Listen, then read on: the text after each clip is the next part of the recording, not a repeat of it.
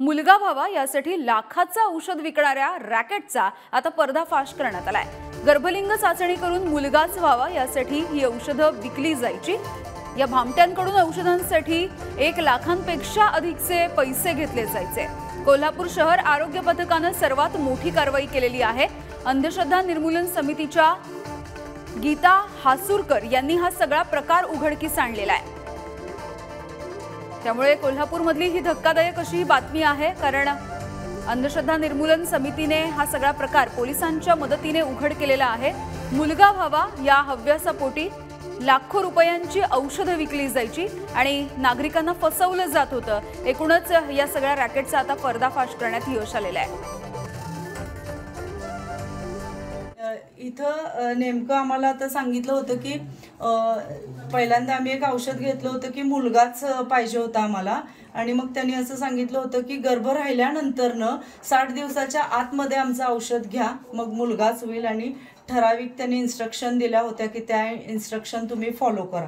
त्याच्यानंतर आम्ही त्यांना असं सांगितलं की 3.5 महिन्याची गर्भवती आमच्याकडे आहे, तर तिची सोनोग्राफी करायची, आणि मुलगा किंवा मुलगी असेल तर ते आम्हाला ॲबॉर्शन करून काढून टाकायची आणि तुमची औषधं आम्हाला मुलग्यासाठी घ्यायची आहेत। अशा पद्धतीनं आम्ही इथं काय आढळलं तुम्हाला इथं आल्यावर आढळलं की त्यांनी सोनोग्राफी केली। आमच्याबरोबर एक जी महिला आली होती तिची सोनोग्राफी केली आणि आम्हाला सांगितलं की तिला मुलगी आहे, आणि ते लिंग सुद्धा आम्हाला त्यांनी सोनोग्राफीवर दाखवलं, आणि त्याच्यानंतर मग ही कारवाई झालेली आहे। तर या सगळ्याविषयी बोलूयात।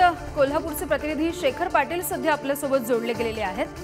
शेखर, अत्यंत धक्कादायक खरं तर ही बातमी आहे। मुलगा व्हावा यासाठी लाखो रुपयांची औषधं अशा पद्धतीने विकली जात होती, आणि आता हे रॅकेट सगळं उघडकीस आलेलं आहे।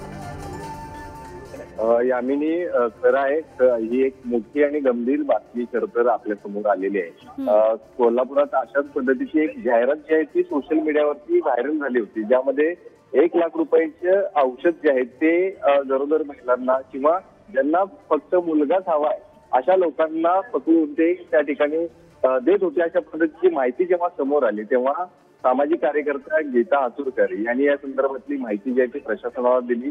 राहुल बेखावर जे जिल्हा अधिकारी आहेत त्यांच्या माध्यमातून त्यांच्या नेतृत्वाखाली खरं एक पथक बनवण्यात आलं, आणि ते पथक काल कोल्हापुरातील क्रांतिसिंह नाना पाटील नगर ज्या ठिकाणी हा सुद्धा सापळा रचण्यात आला आणि त्या ठिकाणी धाड टाकण्यात आली, आणि त्या धाडीमध्ये खरं हा सगळा प्रकार जो आहे ते समोर आला। ज्या ठिकाणी हे औषध जे आहे ते दिलं जात होतं ते औषधाचा साठा देखील सापडला, त्या ठिकाणी सोनोग्राफीचं मशीन देखील सापडलेलं पाहायला मिळालं।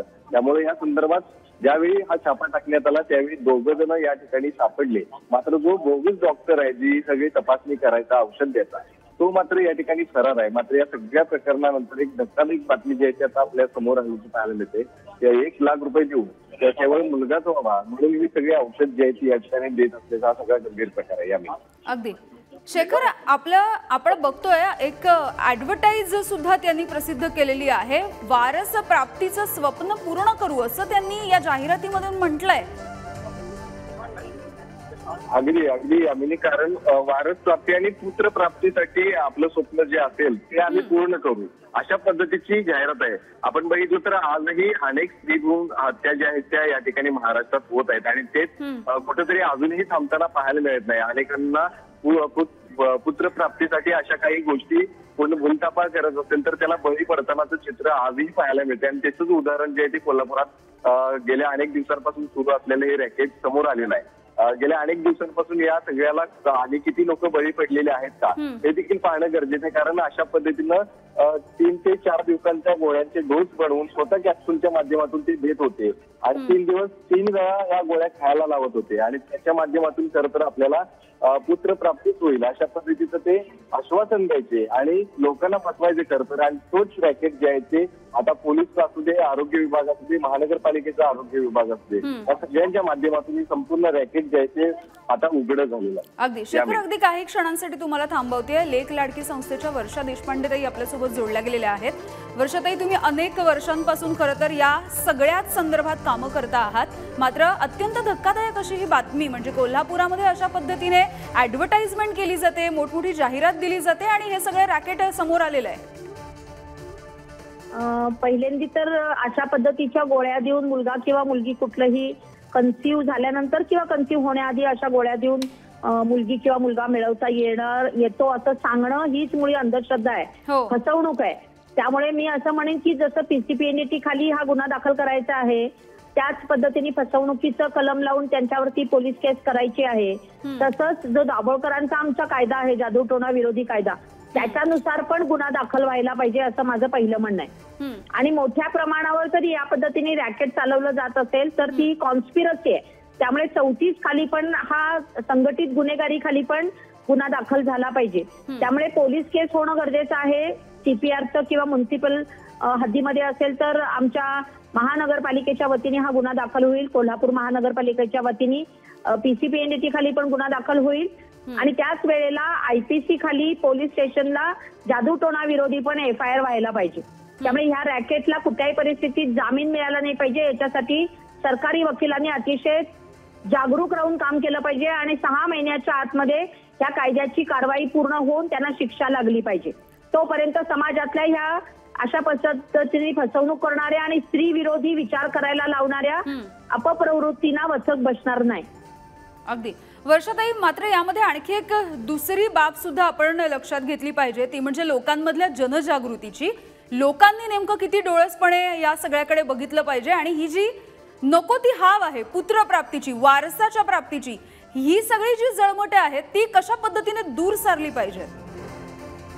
पहिल्यांदा याच्यासाठी ज्या महिलांना नेलं जातं, गोळ्या खायला घातल्या जातात, बायकांनी आधी ठरवलं पाहिजे की पुरुषांचे असले जे छळ होतात आम्हाला ते आम्ही सहन करणार नाही. त्यामुळे बायकांनी आधी याचा विरोध केला पाहिजे. नाही म्हणायला बायकांनी आधी शिकलं पाहिजे.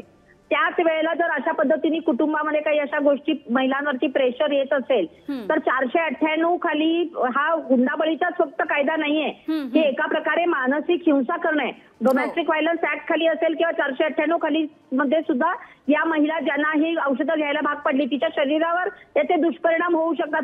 पता नाही ना की त्याच्यामध्ये काय आहे, त्या गोळ्यांमध्ये काय घातलं हे आपल्याला माहित नाही. ते खाऊन ते काहीतरी हार्मोन्स असतील, काहीतरी असेल, त्याचं केमिकल अनालिसिस पण करायला सांगा तुम्ही प्लीज. त्यामुळे फूड अँड ड्रग ऑफिसरने पण ही कारवाई केली पाहिजे. फूड अँड ड्रग ऑफिसरला पण कॉल द्यायला सांगा. फूड अँड ड्रग ऑफिसरची जबाबदारी आहे की ऑथेंटिक ड्रग्ज नसलेले असे ड्रग्ज जर कोणी विकत असेल तर त्यांच्याकडून एक FIR यायला पाहिजे आपल्याकडे. आणि त्याच वेळेला महिलांच्या मध्ये केवळ अवेअरनेस होऊन पथनाट्य करून पोस्टर लावून हे प्रश्न सुटणार नाहीत. कायद्याचा वचक निर्माण झाला पाहिजे आणि अशा पद्धतीने वागायला लावणाऱ्या सासवा असतील, घरातले नवरे असतील, भाजी तुकडी करायची जर आम्ही नवऱ्याला विचारून करतो तर नवरा सांगतो ना असल्या गोळ्या खायला सांगायचं.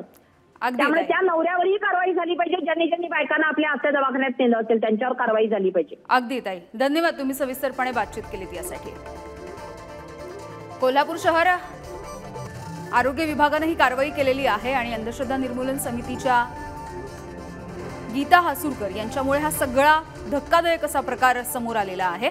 मुलगा व्हावा यासाठी लाख रुपयांचं औषध विकलं जात होतं आणि या संपूर्ण रॅकेटचा पर्दाफाश करण्यात आलाय.